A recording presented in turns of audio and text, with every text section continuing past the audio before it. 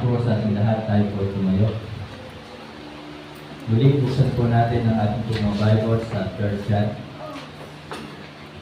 Basahin po natin muli ang whole chapter.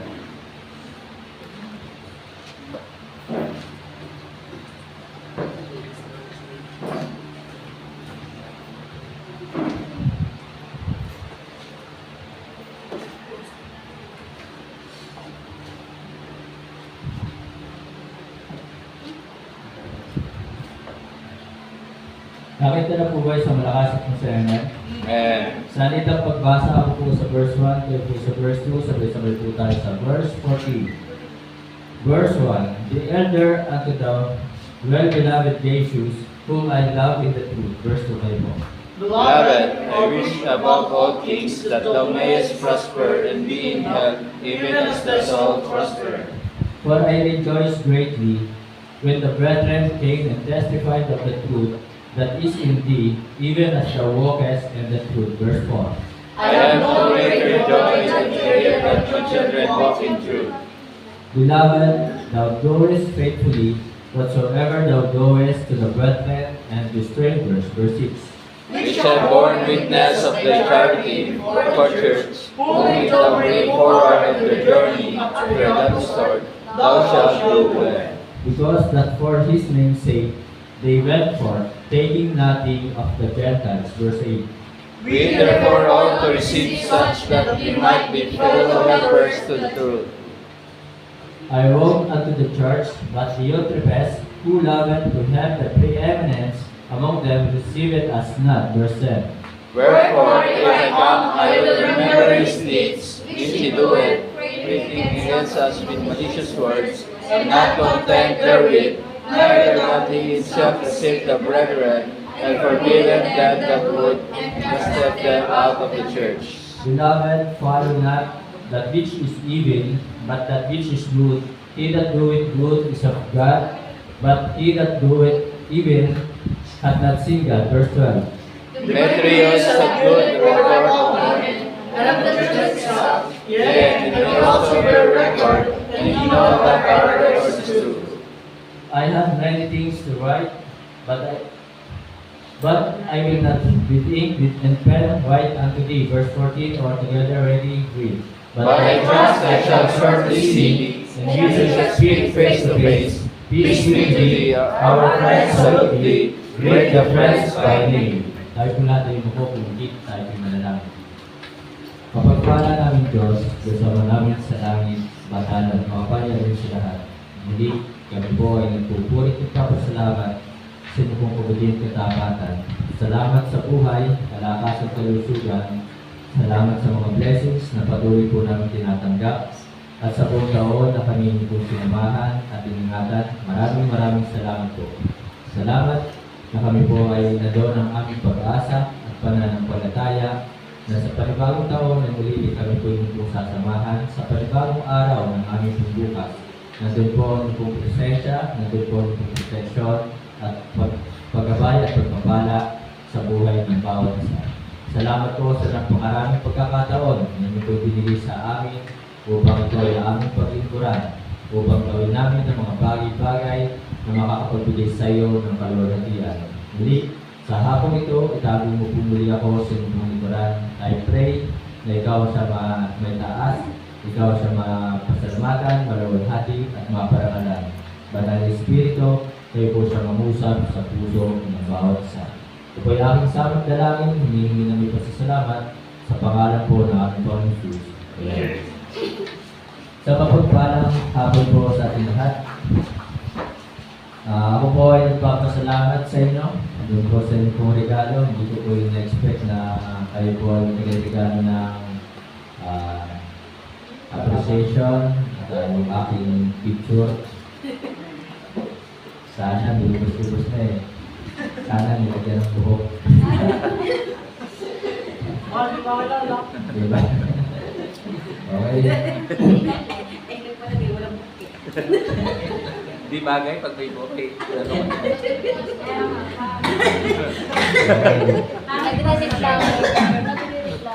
So, salamat po.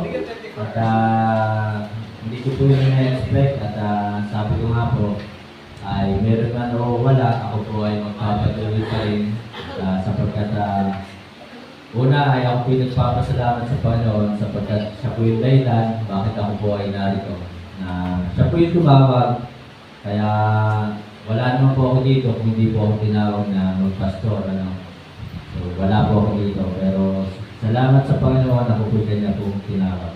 So ngayon po nga po mga kapatid, mga minamahal, verse 6 sabi po, which have bore witness of thy charity before the church, whom if thou bring forward on the journey after a godly sort, thou shalt do well. So ito po ang title ng mensahe ngayong hapon, thou shalt do well. Inaasahan po sa ating mga kapatid, mga minamahal, na tayo po habang nandito sa mundong ito, bilang tayo mga anak ng Diyos, bilang tayo ay mga Kristiyano, bilang tayo ay mga ligtas, pinatawad, tinubos sa lahat ng ating mga kasalanan, inaasahan po sa atin ng ating Panginoon Jesus na tayo po ay gagawa ng mabuti. At ang paggawa ng mabuti, mga kapatid, mga minamahal, ito po ay ating ipagpapatuloy habang tayo ay nabubuhay. Sabi po ng Galatians chapter 6 verse 9, and let us not be weary in well-doing, for in due season we shall reap if we faint not. So, let us not be weary. Huwag po tayong mapagod, huwag tayong minto, huwag tayong magsawa sa paggawa ng mabuti. Maaaring ang tao ngayon, ating nakikita sa ating panahon, sa ating paligid, na mga tao ngayon ay pasama na ng pasama. At nakakalungkot nga pong sabihin sa inyo ngayong hapon na doon po sa aming lugar, sa bayan ng Agoncillo, nitong nakaraan ay marahil ay nakita niyo po sa Facebook na mayroon po nagtapon ng isang sanggol. Ang iba nga ay gustong-gustong magkaanak, tapos yung iba, pagkatapos bigyan ng Diyos ng anak, ay itatapon na lamang, ng ganun-ganun na lamang, na para baga nagtapon ng isang bilot o isang kuting. Diba? So, yan po ang tao po ngayon, pasama na ng pasama. Pero ang kapiling-bilinan po sa atin, let us do well. Gumawa tayo ng mabuti. At yun nga po sa amin ay meron po mga magkakapatid na nagpatayan. So ito po ang ating panahon. Pasama na po ng pasama. Ganun pa man. Kung sila man po ay pasama na ng pasama, nanloloko, patuloy na talaga nanloloko, nandadaya, ang kabilin-bilinan po ng salita ng Diyos sa atin, thou shalt do well. Let us not be weary in well-doing, for in due season we shall reap if we faint not. So mga kapatid, mga minamahal, tayo po ay nilikha ng Diyos. God is good. God is good All the time. all the time. God is good. So tayo po ay nilikha ng Diyos. Tayo ay God's creation.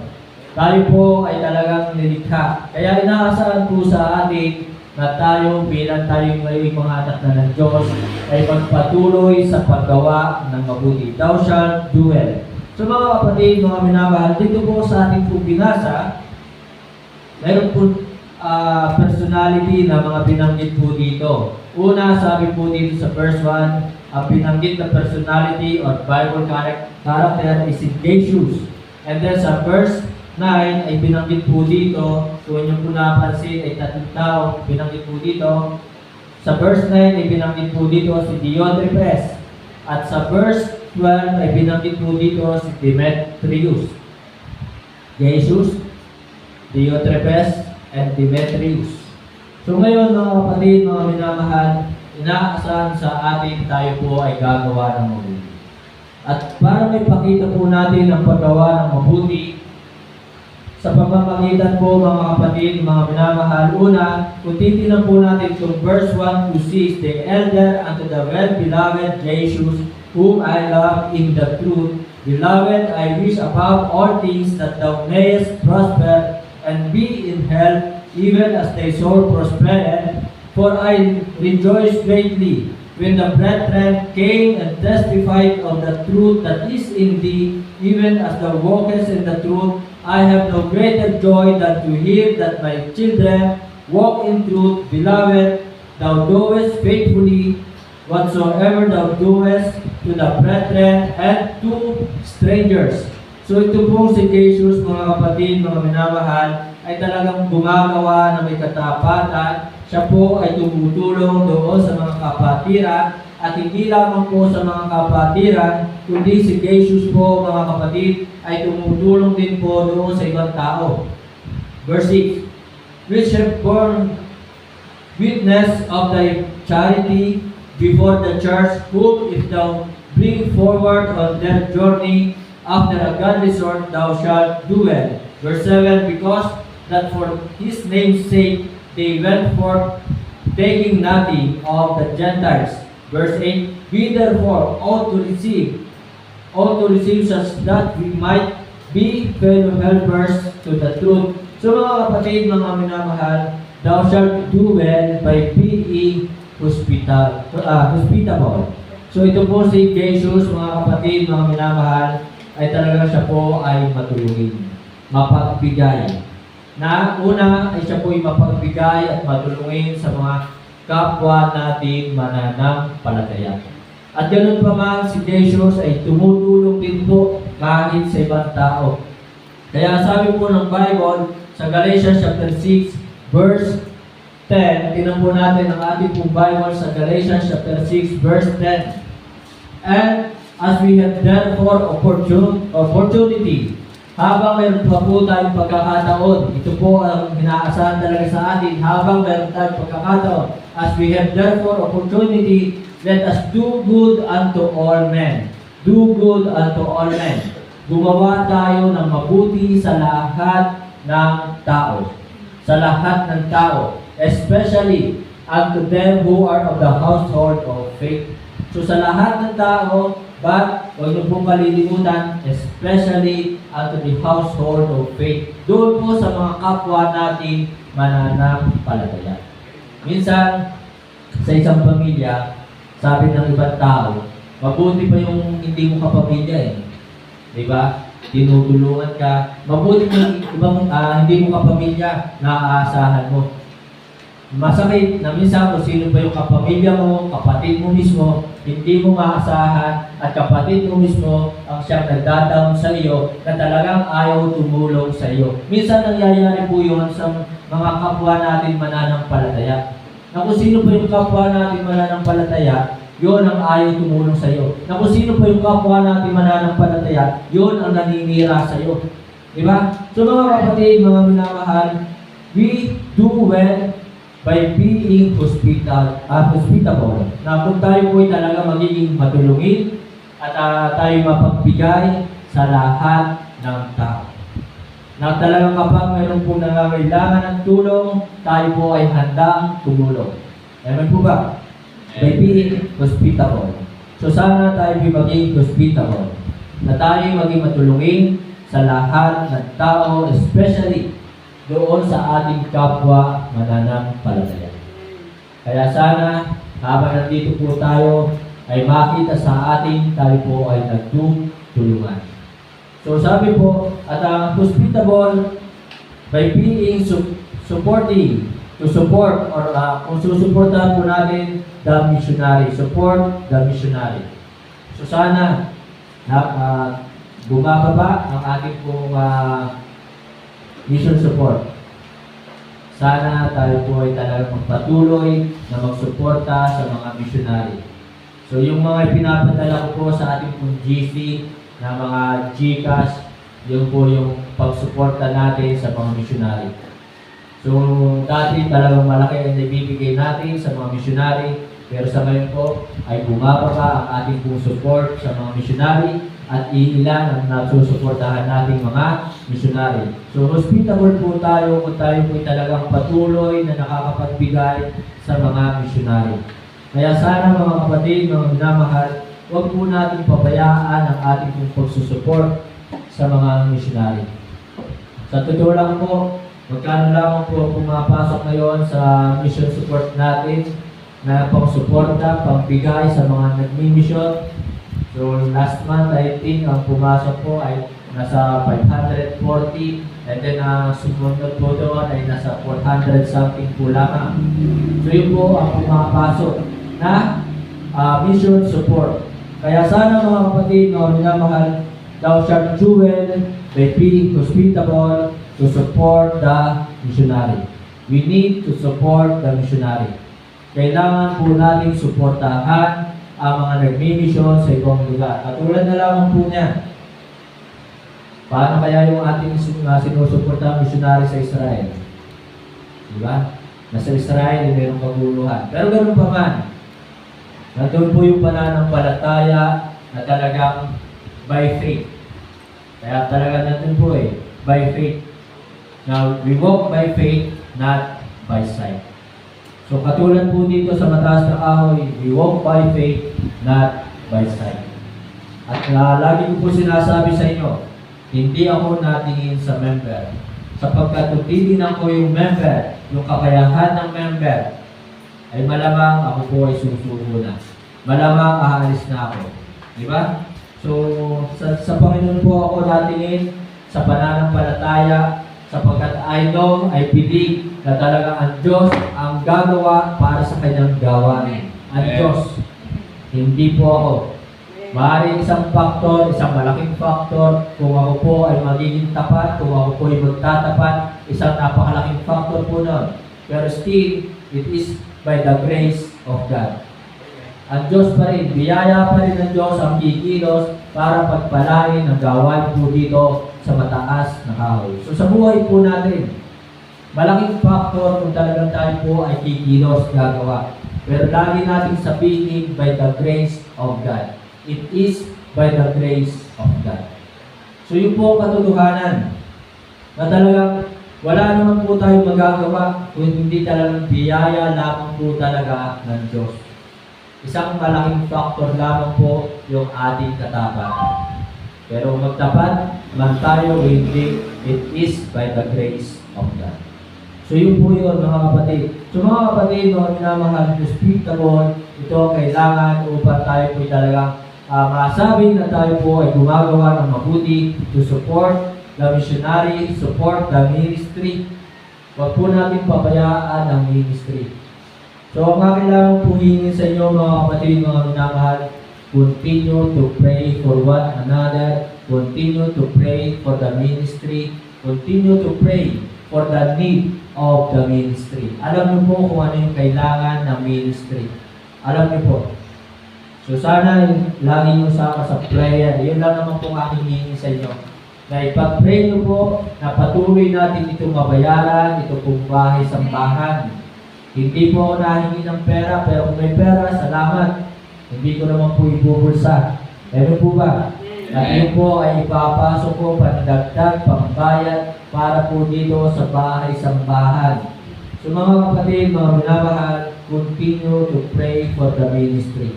So sa ganung paraan po, tayo po ay nakakapag-support sa ministry.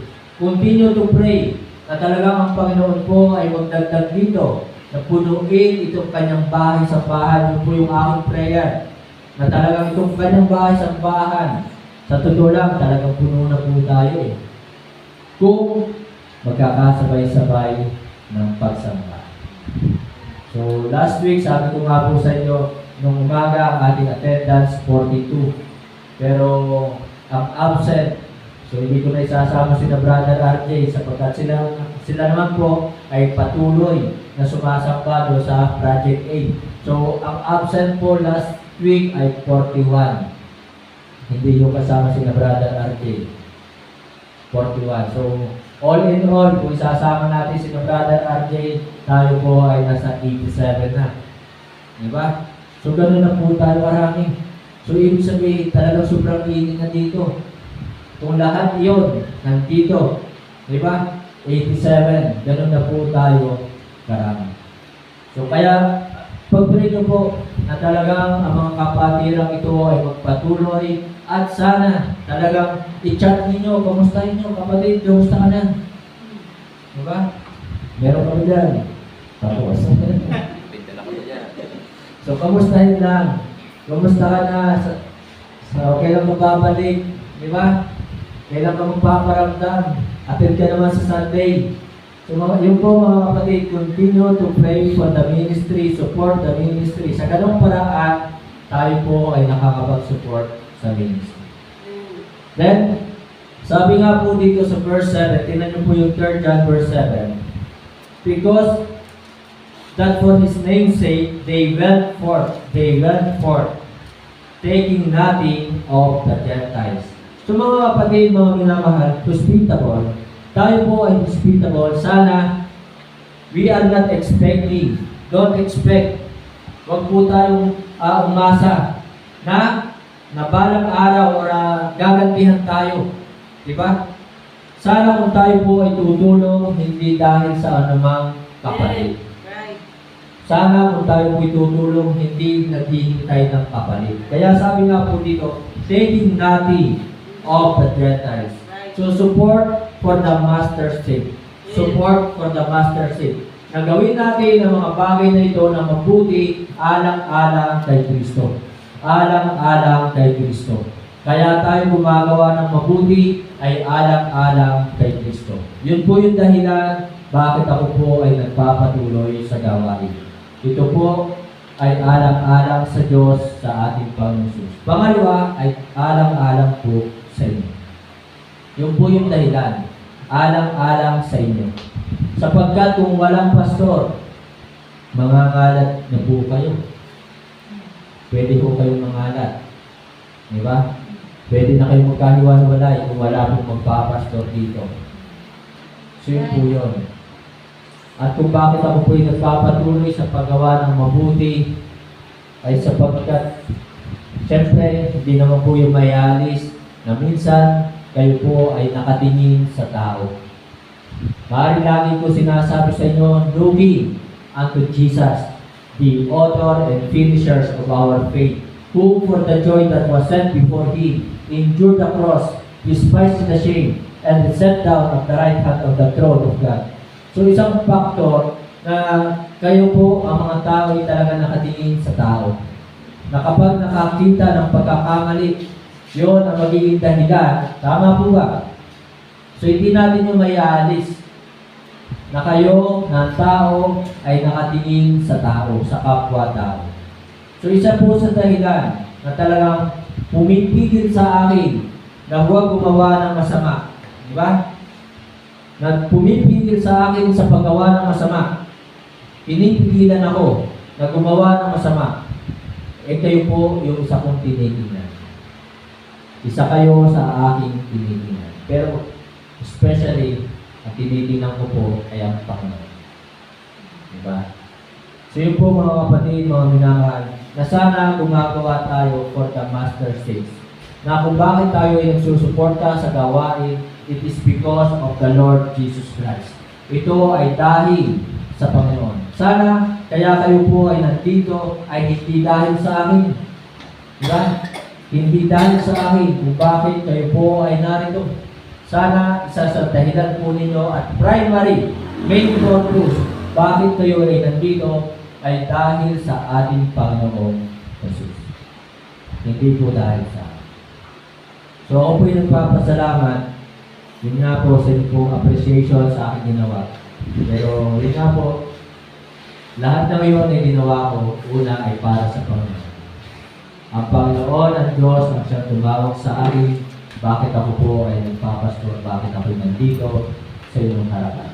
So mga kapatid, mga minamahal, hospitable, support for the master's sake. Na gawin natin ang mga bagay na ito, hindi para doon sa ating makukuha, hindi sa naman na naghihintay ng kapalit, kundi gawin po natin ang mga bagay na ito alang-alang kay Kristo. Bakit kayo nandito every Sunday, tuwing araw ng linggo? Bakit kayo umaawit? Ito ay para kay Kristo. Bakit kayo nagbibihis ng maganda? Ito ay para kay Kristo, sa ating Diyos. Bakit kayo ay nagbibigay?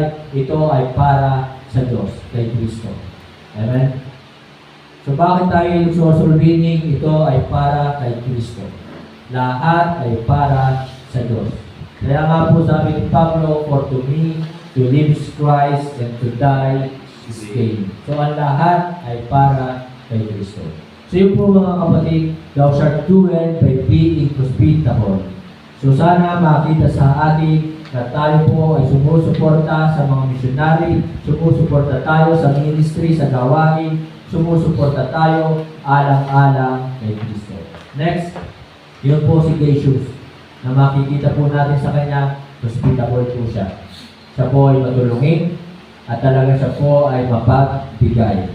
So, tingnan po natin si Diotrephes. Ang sabi po ng 3 John verse 9 and 10, napakasama ng ginawa po ni Diotrephes. Napakasama. I wrote unto the church, but Diotrephes, who loveth to have the preeminence among them. So si Diotrephes, mga kapatid, mga minamahal, mapagpataas, mapanglain. Yan po si Diotrephes. Itinaas ang kanyang sarili. Hinamak ang mga kapatiran. Receive it as not, hindi kami tinanggap. Verse 10.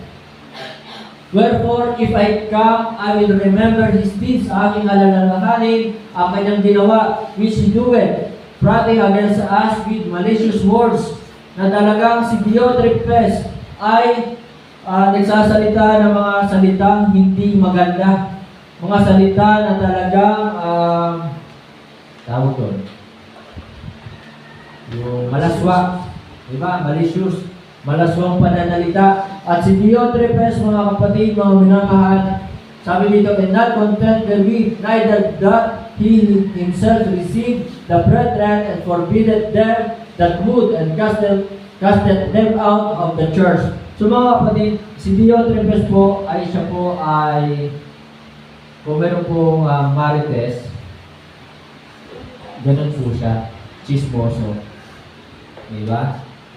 So siya po ay gusip, and then talk, meaningless, na siya po ay talagang mapagsalita, pero ang kanyang mga sinasabi ay walang mga kabuluhan, walang katotohanan, meaningless, hindi totoo yung kanyang mga pinagsasabi. Kaya talagang, mga kapatid, minsan nangyayari ito sa mga kapatiran. Di ba? Minsan, sinisiraan ang kapwa kapatid sa pananampalataya, na minsan nagkukwento sa ibang mga mananampalataya, sinisiraan ng kapatid pero wala namang katotohanan ang kanyang sinasabi. So mga kapatid, yan po si Diotrephes, mapagmataas. So mga kapatid, sabi po dito, casted them out of the church. Kayo po ay kailanman ay hindi ko po kayo ipagtataguyan.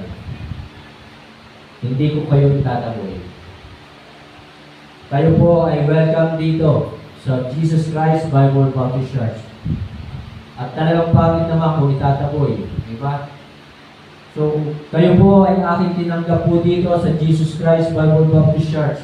Sapagkat ako po ay umaasa at nananampalataya na kayo po ay dito gagamitin. At dito kayo lalago sa paglilingkod. Kaya sana ay makita po sa atin na tayo po ay maging kagamit-gamit po dito sa Jesus Christ Bible Baptist Church. So mga kapatid, thou shalt do well by being not haughty. So tayo po ay gumagawa ng mabuti kung tayo po ay hindi mapagmataas. So mga kapatid, huwag na po natin itataas ang ating sarili. Huwag natin hahamakin ang kapwa natin mananampalataya. Kung tayo man ay medyo nakakaangat sa kanila, nakakaangat sa pamamagitan ng pagbibigay dito ng tithes and offering, nakakaangat na marami tayong nagagawa para sa Panginoon, para sa gawain, pero ganun pa man ay huwag nating hahamakin ang mga kapatiran na hindi nagagamit. Diba? O sabihin na natin konti ang kanilang nagagawa sa gawain, ay huwag nating hahamakin sila. Huwag nating itataas ang ating sarili. Tayo po ay mga magkakapatid sa pananampalataya. At huwag natin itataboy sila na gaya ng ginawa ni Diotrephes. So mga kapatid, thou shalt do well by being not haughty. And then, don't speak malicious words. Sana bilang tayo mga anak ng Diyos ay hindi maririnig sa atin yung mga bastos na salita, yung mga malalaswang salita. Di ba?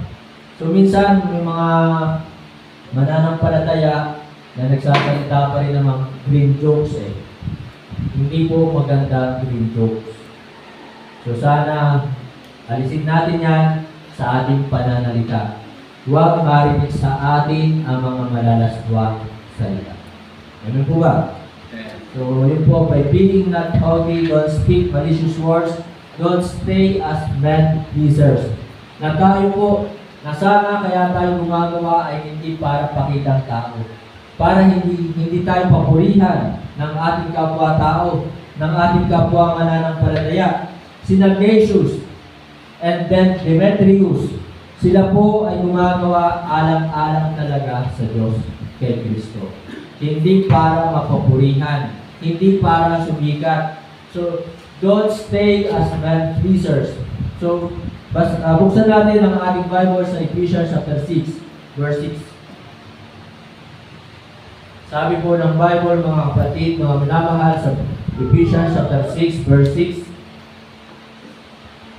not with eye service, sana kaya tayo gumagawa, sana kaya tayo sumasamba, hindi pakitang tao, na kaya tayo nag-aaral ng salita ng Diyos, hindi pakitang tao, na kaya tayo nag-aakin ng kaluluwa, hindi pakitang tao, na kaya tayo social leader, ay hindi pakitang tao, diba? Na kaya tayo nagpapaawit, ay sana ay hindi pakitang tao, na kaya tayo umaawit dito, kasali tayo sa choir, ay hindi pakitang tao, but as the servants of Christ. So, not as men pleasers, but as the servants of Christ doing the will of God from the heart. Sana lahat ng ginagawa natin dito ay bukal sa puso, mula sa puso. So mga kapatid, mga minamahal, masarap pong mangaral. Kasi ang sarap talagang pag-aralan ng salita ng Diyos. Ang sarap talagang basahin ng salita ng Diyos. Kung bakit ako po ay nag-aaral ng salita ng Diyos, ay sapagkat sa akin na akong pag-aaral ng salita ng Diyos, yun po ang aking nakikita. Ang sarap po, masarap basahin. Hindi po boring. Diba? Kaya sana mga kapatid, mga minamahal, nandun din po ang kagalakan na mag-aaral ng salita ng Diyos. Hindi tayo nag-aaral ng salita ng Diyos para itaas ang ating sarili. Ang sabi po ng 2 Timothy chapter 2, verse 15, study to show thyself approved unto God, a workman that needeth not to be ashamed, rightly dividing the word of truth. Na kung bakit tayo po'y mag-aaral ng salita ng Diyos upang tayo po'y maging katanggap-tanggap sa harapan ng Diyos. Hindi para itaas ang ating sarili, hindi para tayo ay sumikat, tayo nag-aaral ng salita ng Diyos upang tayo mismo, diba, sarili muna natin ang dapat mabago, maging katanggap-tanggap sa harapan ng Diyos. A workman that needed not to be ashamed, upang tayo po isang manggagawa na walang dapat ikanyak. Di ba? A workman that needed not to be ashamed, rightly dividing the word of truth. Na kaya tayo mag-aaral ng salita ng Diyos upang ang mga katotohanan na ating napag-aralan, nalaman sa salita ng Diyos, ay ating po may bahagi ng matuwid, rightly dividing. Ibahagi natin ng tama, ng wala tayong hinihintay na kapalit, walang pasariling interest, rightly dividing the word of truth, sapagkat yung iba nangangaral ng salita ng Diyos, nagbabahagi ng katotohanan, meron pong pansarili interest. Di ba? So yun po yung sinasabing rightly dividing the word of truth. Ibabahagi mo siya, hindi siya yung talagang hati-hatiin mo. Hindi po ganon. Kundi yung dividing, ibabahagi ng matuwid. So ibahagi mo ng matuwid na wala kang hinihintay na kapalit.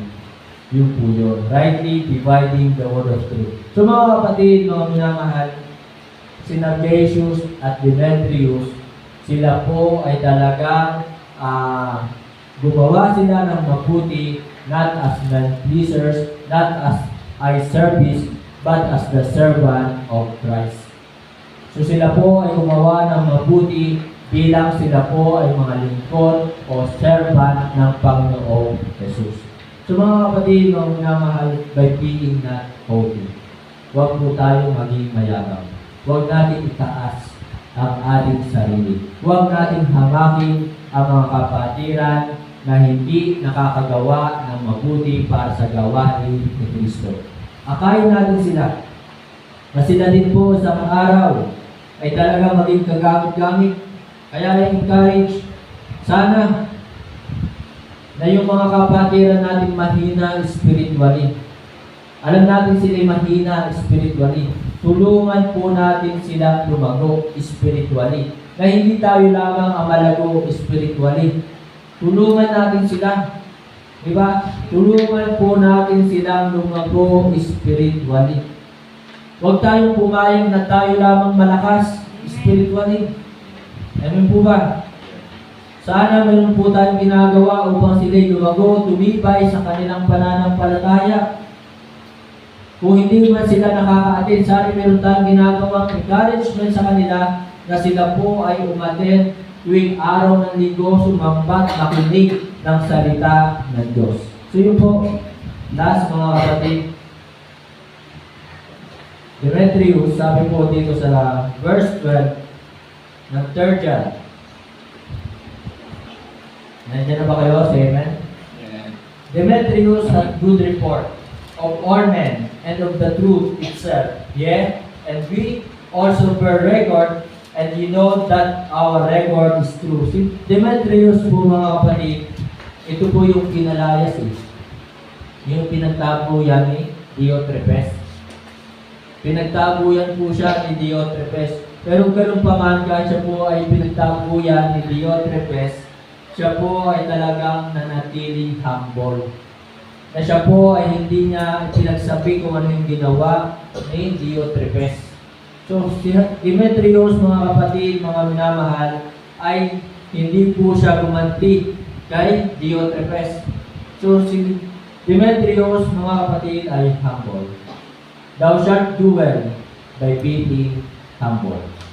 Gumagawa po tayo ng mabuti, tayo po ay nagiging mabuti kung tayo po ay nagiging humble sa ating mga kapatid, sa ating kapwa-tao.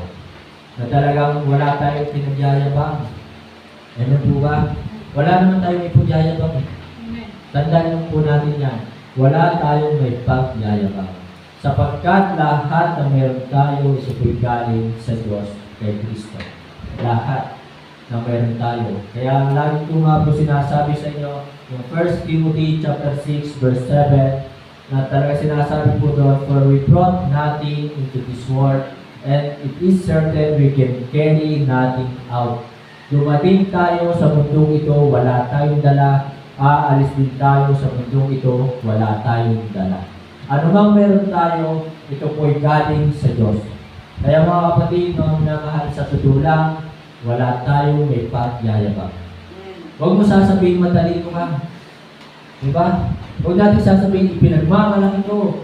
Diba? Huwag. Magpasalamat lamang po tayo sa mga bagay na mayroon po tayo.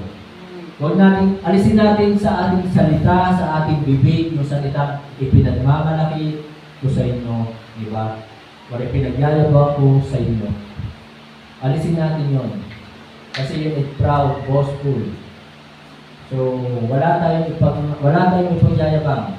Ano bang meron tayo ikigaling sa Diyos? Maaari matalino ka, tayo, madami tayong alam sa salita ng Diyos, madami tayong alam pagdating sa school, madami tayong alam pagdating sa trabaho, diba? Pero ganun pa man, lahat ng ito ay galing sa Diyos. Yang ating knowledge, itong ating wisdom, ito ay galing sa Diyos. So, lagi ko po sinasabi sa inyo, wala din naman akong alam sa salita ng Diyos dati. Kung mayroon man akong alam ngayon sa salita ng Diyos, ito ay dahil sa Kanya. Dahil sa Kanya. Amen po ba? Amen. So mga kapatid, mga minamahal, by being humble, magpakumbaba po tayo. Katulad ni Kristo, na kung paano si Kristo ay nagpakumbaba, ay ganoon din po sana sa ating bilang tayo ay mga Kristiyano, mga anak ng Diyos. Magpakumbaba, huwag tayong maging mayabang, na para bagang napakalakas natin, napakagaling natin, napakakisig natin, wala tayong may pagyayabang sa Diyos. So mga kapatid, remain humble. Remain humble. Or stay humble. Manatili po tayo mapagpakumbaba. Huwag mayabang. So yun po, thou shalt do well, gumagawa ka ng mabuti kung ikaw ay nagpapakumbaba. At ang pagiging humble, mga kapatid, ang sabi po ng Philippians chapter 2, verse 8. Paano ba maging humble? Tingnan po natin ang ating pong Bible. And being found in fashion as a man, he humbled himself and became obedient. Diba? And became obedient unto death, even the death of the cross. Ang pagiging humble, mga kapatid, kung ikaw ay talagang obedient, masunurin, nagpapasahod. So yun po ang ibig sabihin ng humble. So mga kapatid, thou shalt do well if you are submissive or if you are obedient to the Lord. So ikaw ay gumagawa ng mabuti kung talagang ikaw ay masunurin, nagpapasahod sa ating Diyos, sa kanyang kalooban, sa kanyang mga utos. Yun po ang pagiging humble. So mga kapatid, mga minamahal, hindi humble ang mga Kristiyano kinalimutan ng pagsamba. Diba? Hindi humble yung mga Kristiyano pinabayaan ng pagsamba.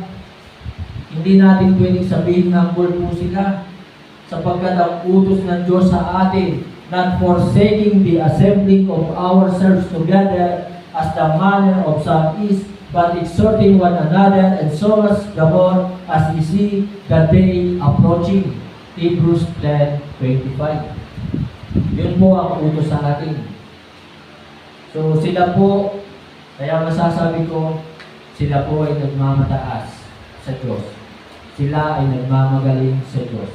Ang dami nilang alibay, ang dami nilang excuses pagdating sa gawain ng Diyos. Diba? So, paano natin masasabing sila yung humble kung pinababayaan nila ang pagsampa?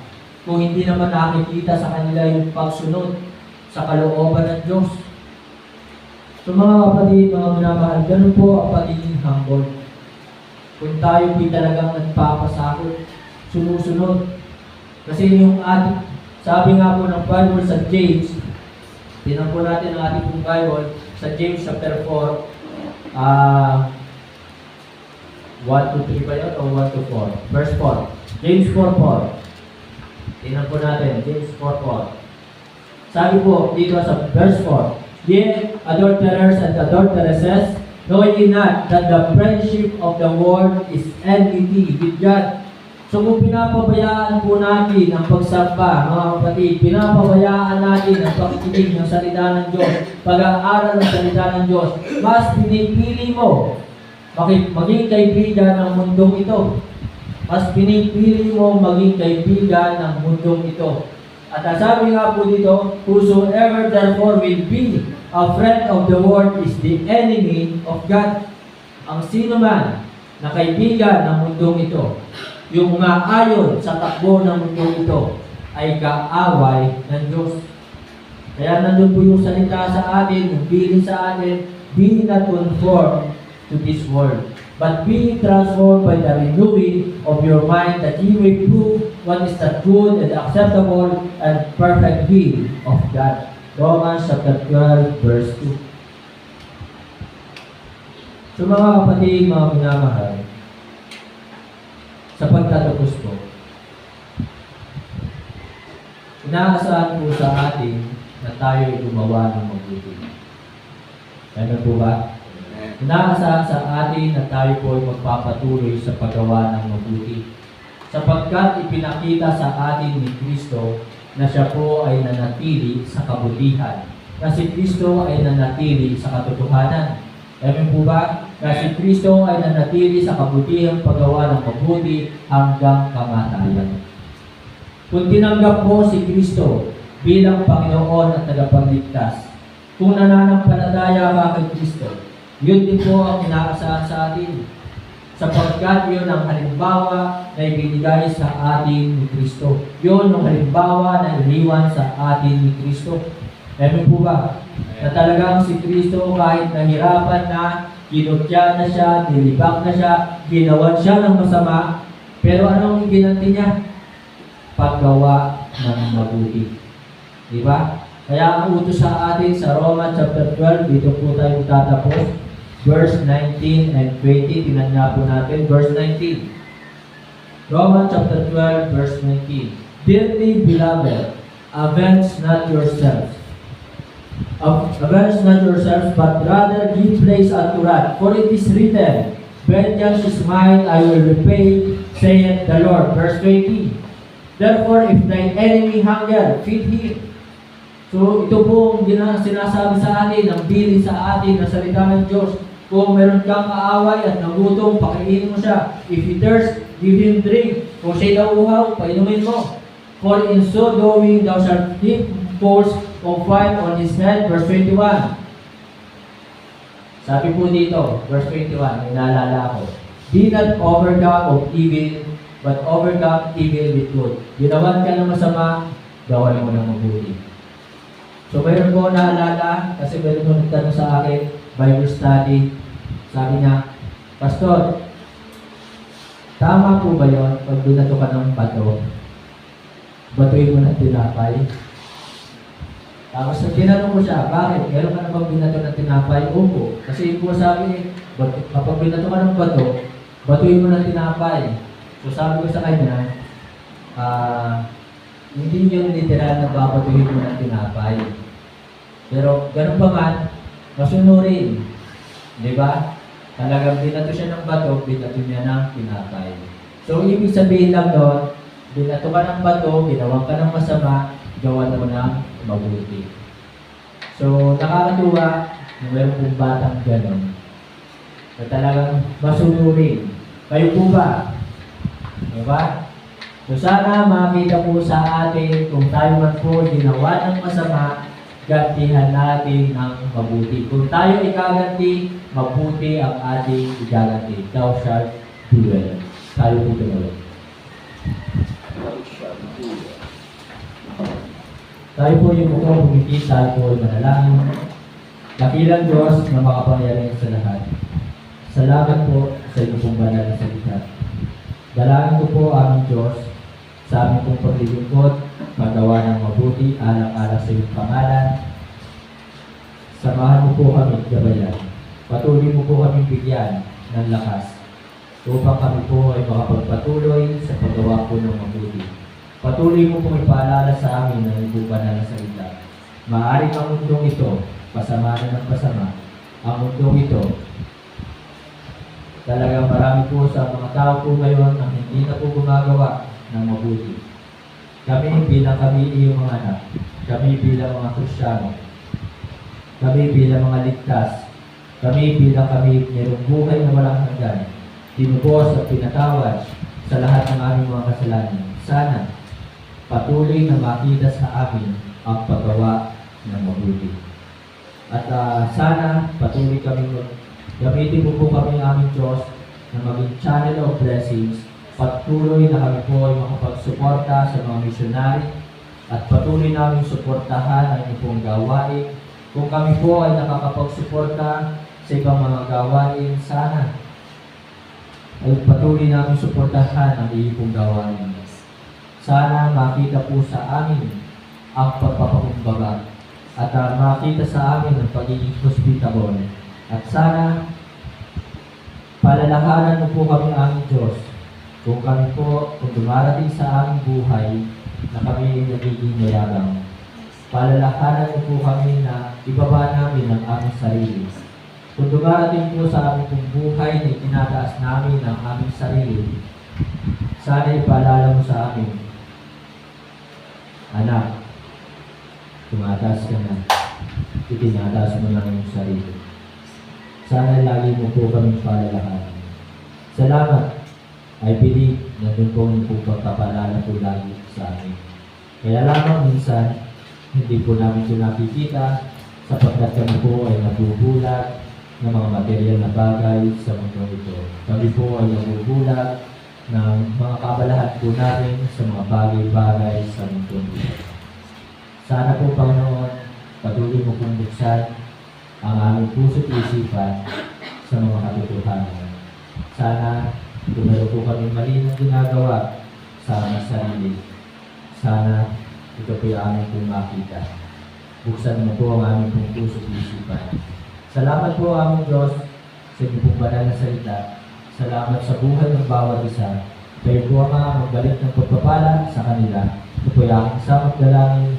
Hinihingi namin pasasalamat sa pangalan po ng aming Panginoon Jesus. Amen.